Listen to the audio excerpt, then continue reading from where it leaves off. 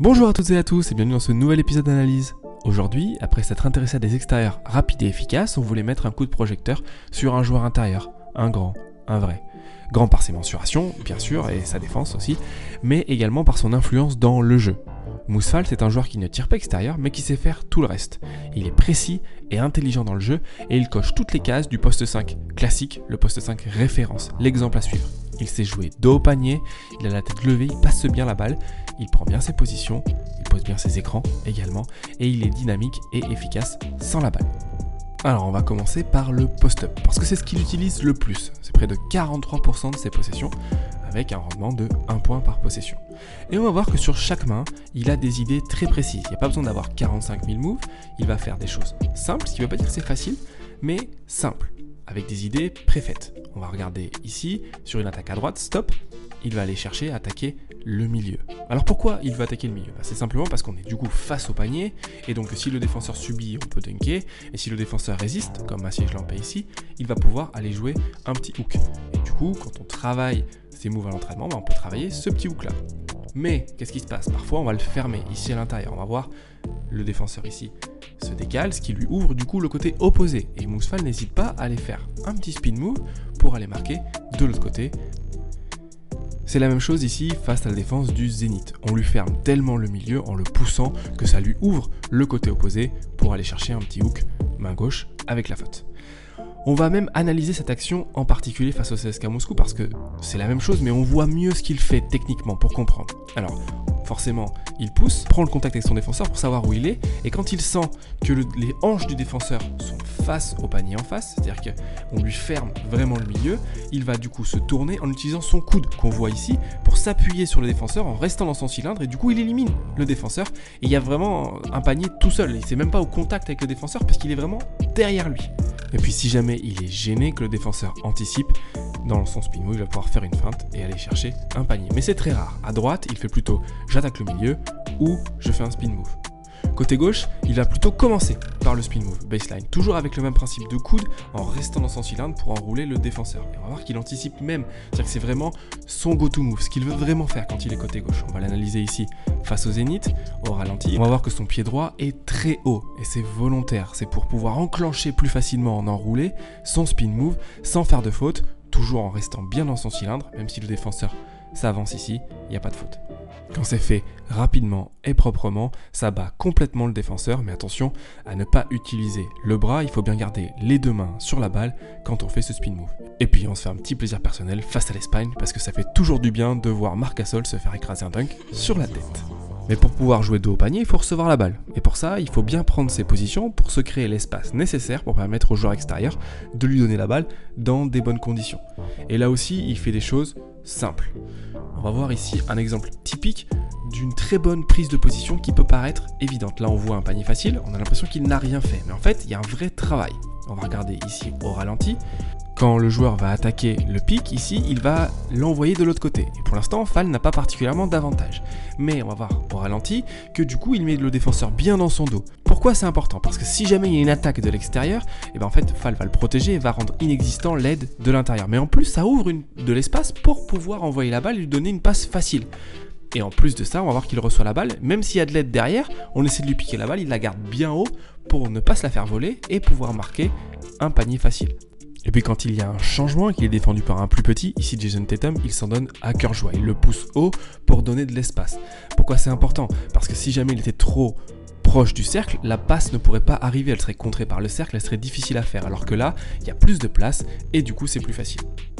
Alors on va voir ici une action face à Barcelone où encore une fois on a l'impression qu'il fait rien mais il fait quelque chose de très important. Alors on va la décortiquer cette action. Déjà ici Brandon Davis vient aider, ils sont deux. Donc du coup Kyle Kuric doit défendre sur deux joueurs. Il choisit de le contacter, il est en retard sur son extérieur. Brandon Davis est également en retard. Donc Mustapha Fall pourrait courir vers le panier. Mais la passe serait difficile et potentiellement interrompue. Donc il va se positionner, contacter Davis et donc l'éliminer. Et derrière Nick Calates doit aider mais s'il aide il laisse son joueur tout seul. Donc il ne le fait pas. Et il y a une faute facile récupérée par Fall. C'est parce qu'il s'ouvre des positions de manière intelligente qu'il a des situations faciles comme celle-ci. Des situations faciles, il en a également dans des rôles où il coupe après un écran. Et là, il est monstrueusement efficace avec 1,56 points par possession.